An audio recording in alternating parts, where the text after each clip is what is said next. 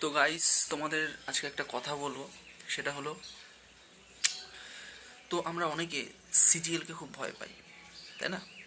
তো তোমাদের একটা গল্প বলি যে 2017 সালে আমি যখন প্রথম চাকরির প্রিপারেশান নেওয়া শুরু করি, তো তখন 2017 সালে বলেছিল আমাকে একজন যে 2012 সালে আমার একটা দিদি চাকরি পেয়েছে। ও বলতো তখন নাকি সিজিএল খুব ইজি ছিল, খুবই ইজি ছিল। হ্যাঁ, সত্যিই ইজি ছিল। তো পাওয়াটা খুবই ইজি ছিল, কাট অফ কম যেত। কিন্তু এখন 2017 সালে পাওয়াটা খুবই টাফ, এটা আমাকে বলতো। তো সবচেয়ে বড় কথা, তখন এই কথাটা শুনে একটা ডিমোটিভেট হয়ে যায়, সিজিএল এর জন্য খাটবো বাবা, তো পাওয়া বিশাল চাপ। কিন্তু আজকে 2025 সাল, বলো তো বন্ধুরা, 2017 সালে পাওয়াটা কত ইজি ছিল সিজিএল আজকের তুলনায়। আবার আজকে পাওয়াটা কতটা ইজি না 3 বছর পরের তুলনায়। তো এইসব কথা একদমই পুরো ভোগাস, এইসব কথার কোনো মানেই হয় না।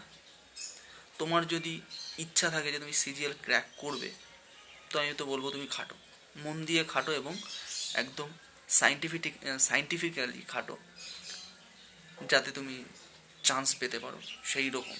এই না ডিমোটিভেট হবে যে এখন পাওয়া তো খুবই কঠিন, কাট অফ খুব হাই যায়। আরে 2 বছর 4 বছর পরে গিয়ে দেখো না, আজকের দিনটা অনেক ইজি হয়ে যাবে। যেমন 2017 সালের কথা যদি ভাবি, তখন সোশ্যাল মিডিয়া ছিল না, কিছু ছিল না। সিজিএল পাওয়া কত ইজি ছিল আজকের তুলনায়, কিন্তু আজকেও তো খেটে যাচ্ছি। কিন্তু এখন আমার মনে হয় আমি সিজিএল ক্র্যাক করবো। 2 বছর ধরে খেটে যাচ্ছি যে সিজিএল আমাকে পেতে হবে। তো তখন থেকে যদি আমি ডিমোটিভেটটা না হতাম, আজকে আমি চাকরি করতে পারতাম। তো তোমাদেরকে একটা জিনিসই বলছি, যারা বিগিনার আছো, যে সিজিএল এর কাট অফ খুব হাই যাচ্ছে, বা সিজিএল নিয়ে প্রিপারেশান নেব, আরে তুমি গ্র্যাজুয়েশন আছো না? তো গ্র্যাজুয়েট আছো যখন, করে ফেলো।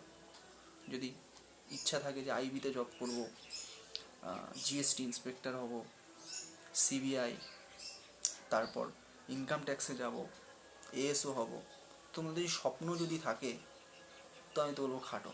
আর ক্র্যাক তুমিই করতে পারবে, কারণ তোমার ইচ্ছা আছে এবং তুমি চাও সেটা। আর মন থেকে কিছু চাইলে সেটা কখনো বিফলে যায় না, হয়তো সময় লাগে। পিঁপড়েকে দেখেছো তো, একটা একটা একটা একটা মাটি নিয়ে কতটা পাহাড় করে দিতে পারে। তো ধৈর্য রাখতে হবে, প্রত্যেকটা পয়েন্ট ওয়াইজ তোমাকে আগাতে হবে, আর তাহলেই তুমি সাকসেস পাবে। আর যদি ডিমোটিভেট হয়ে যাও যে খুব কাট অফ, বাবা ও পারছে না আমি পারবো, আরে ভালো স্টুডেন্টের থেকে এভারেজ স্টুডেন্ট সব থেকে বেশি চাকরি পায়। আর যার চেষ্টা আছে সে অবশ্যই চাকরি পায়। তো বন্ধুরা, আশা করি তোমরা আমার কথাটা বুঝতে পেরেছো। তো যারা যারা, যাদের স্বপ্ন যে আমি এটা হব, লেগে পড়ো।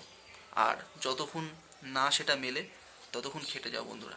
এই যে আমি দেখছো অনেক পরিস্থিতি খারাপের মধ্যে দিয়েও এখনও খাটছি, আর পেয়ে তো আমি ছাড়বই।